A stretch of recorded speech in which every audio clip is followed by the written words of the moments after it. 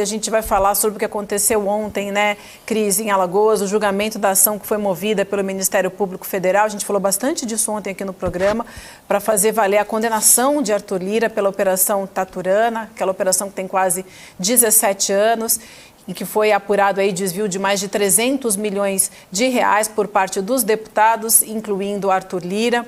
O Lira já tinha sido condenado em 2 instâncias e foi considerado ficha suja, mas conseguiu uma liminar suspendendo esta sentença. Vamos falar um pouquinho do julgamento de ontem, enquanto a gente tenta reconectar com a Elô, que depois a gente vai ver uma reportagem muito... Taturana é o que investiga a rachadinha no gabinete de Arthur Lira quando ele era deputado estadual, né? Você falou que tem 17 anos, né, que está ali pulando de gaveta em gaveta, de escaninho em escaninho da justiça e não se resolve. Essa é uma característica de todos os processos que envolvem Arthur Lira. A gente tem falado muito disso aqui, né? Os processos chegam nele ou chegam em pessoas muito próximas a ele e num determinado momento, numa determinada instância, num determinado juiz, as provas são desconsideradas, aquilo não é considerado importante, não tem prova suficiente, teve algum erro processual, isso é muito comum, sempre alguém acha, né, o chamado pelo em ovo, né, tem algum erro processual ali insignificante, né, que é usado como justificativa para anular o processo, para extinguir, seja o que for, né? É uma característica do Arthur Lira, isso mostra, de fato, como esse homem é poderoso antes mesmo de chegar à presidência da Câmara dos Deputados, né? Ele, em toda a sua trajetória política, né, ele se beneficia de conexões no judiciário, seja no âmbito estadual, seja em âmbito federal, e que livram, né, ele consegue se livrar de todas as acusações contra ele, inclusive aquelas mais graves, estarrecedoras, como nós aqui do ICL sabemos, né, pelas denúncias trazidas pela ex-mulher dele, Juliane Lins, né? Eu quero aproveitar aqui que a gente está falando desse assunto e dizer que, desde que houve essa tentativa dele, do Arthur Lira, de censurar o ICL por causa da entrevista da Juliane Lins, e que ele conseguiu, né, pelo mesmo motivo, conseguiu censurar o site Congresso em Foco.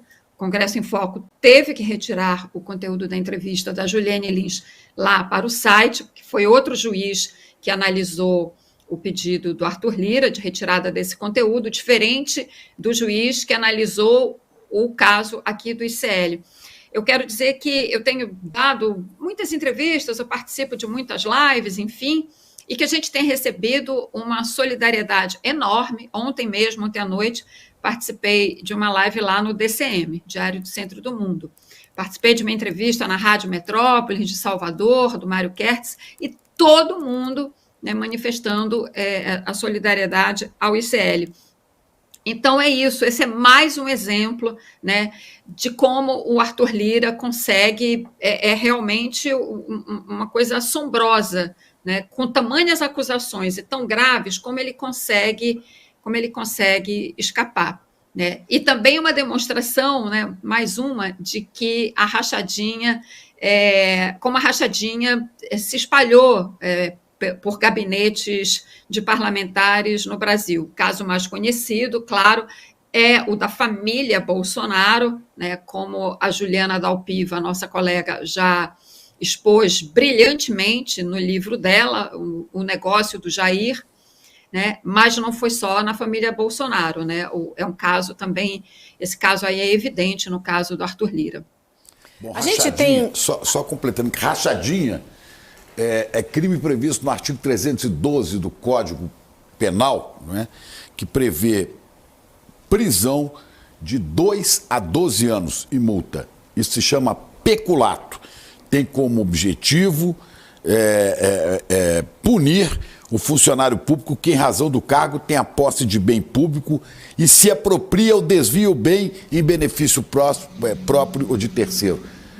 Rachadinha é bom para as pessoas entenderem, mas vamos dizer que é peculato e dá de 2 a 12 anos de prisão mais multa para essa galera aí corrupta. Rachadinha virou um nome popular, digamos assim, que a gente tem até mesmo que ter cuidado de usar, porque rachadinha, né, esse inha, esse diminutivo, parece um crime menor. E não é um crime menor, né? É um crime muito grave, né? Com penas, inclusive, adequadas e proporcionais para a gravidade do crime. Mas que a gente vê que no caso do Arthur Lira,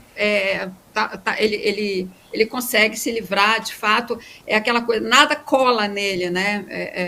É um teflon que ele tem no judiciário realmente impressionante.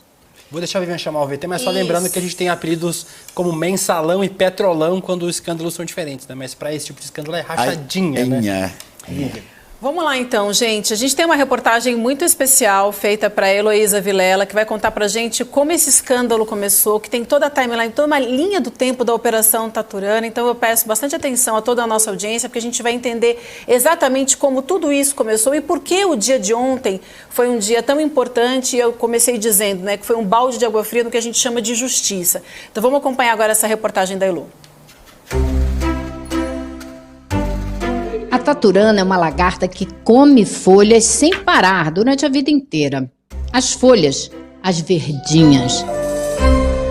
Por isso, taturana foi o nome usado para batizar a operação da Polícia Federal que uniu os políticos de Alagoas. Mais de 20 de todas as tendências políticas foram indiciados por fraudar o fisco e desviar 280 milhões de reais de dinheiro público para enriquecer indevidamente. Deputados estaduais de Alagoas naquela época estavam no mesmo barco com representantes do PMDB, do Avante, republicanos e PSB, entre outros. A sentença foi a mesma para todos: devolver o dinheiro e perder os direitos políticos. Mas muitos continuam na vida pública. Apesar de que a pauta é prerrogativa do presidente da casa. Com os colegas da Assembleia, Arthur Lira foi condenado por peculato, mas ainda assim se elegeu deputado federal e chegou a presidente da Câmara em Brasília, o terceiro nome na linha sucessória da República. São 145 votos. Isso. O deputado Arthur Lira, 300 deputados, 2 deputados votaram em branco. Faltando o presidente e o vice, ele assume o controle do país.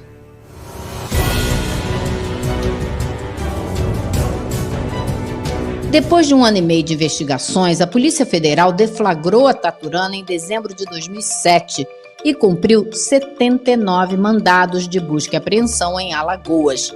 Encontrou nas casas dos políticos as provas das atividades ilegais.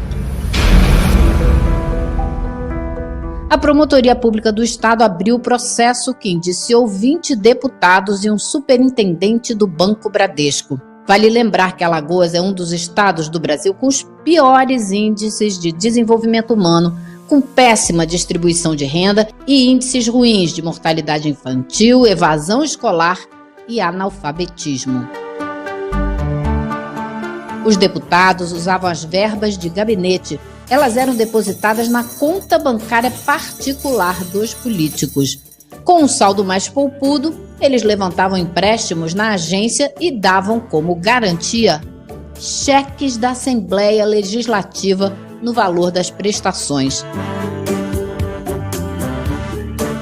3 pessoas assinavam esses cheques em nome da mesa diretora: o presidente da Assembleia e os 2 secretários. Arthur Lira era um deles. O salário dos deputados era de cerca de R$ 9.500 por mês, mas a verba de gabinete era de R$ 39 mil. Eles usavam a verba como se fosse complemento do próprio salário e não pagavam os cargos comissionados das pessoas que supostamente trabalhavam nos gabinetes.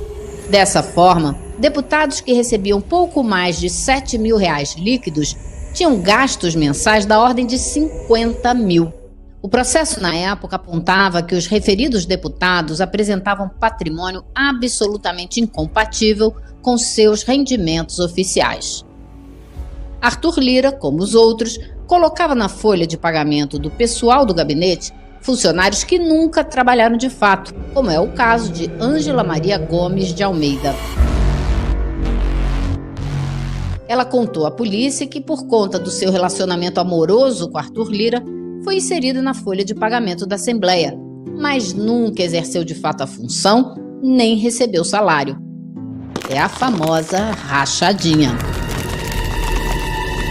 Com relação a Lira, diz o processo, houve uma movimentação financeira totalmente incompatível com os rendimentos que o parlamentar declarou à Receita Federal. Mais de 13 milhões de reais entre 2001 e 2006. A página 23 do processo mostra os 4 empréstimos tomados por Arthur Lira. O primeiro, no valor de R$80 mil, o segundo de 100 mil, o terceiro de 150 e o quarto, o mais alto, no valor de R$230 mil. As parcelas dos empréstimos, segundo o processo, foram pagas com cheques do Poder Legislativo do Estado.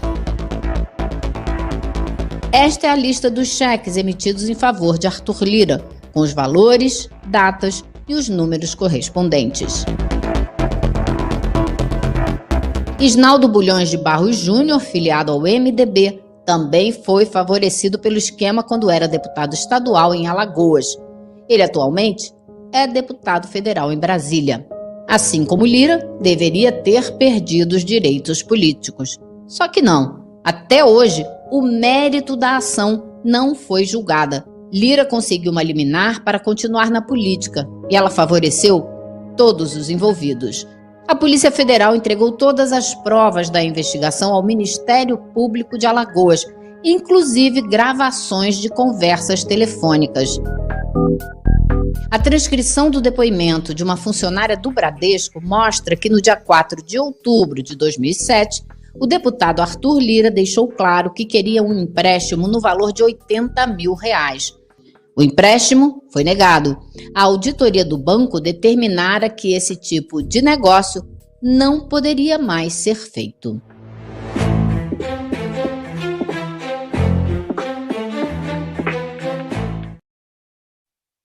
A reportagem é muito clara, tem todos os fatos narrados e a cronologia de tudo que aconteceu. Lembrando que a Heloísa Vilela teve acesso a documentos quando ela fez a entrevista com a Juliane Lins. Aliás, parabéns para a Heloísa Vilela, para a Helga Simões e para o PH também, que editaram essa reportagem super especial para a gente entender tudo que acontece até aqui. E lembrando, né, Cris, que o Arthur Lira, então, concorreu às eleições com uma liminar e agora, depois da decisão de ontem, ele segue na tranquilidade e essa operação muito provavelmente vai ficar esquecida, não vai ter ninguém punido.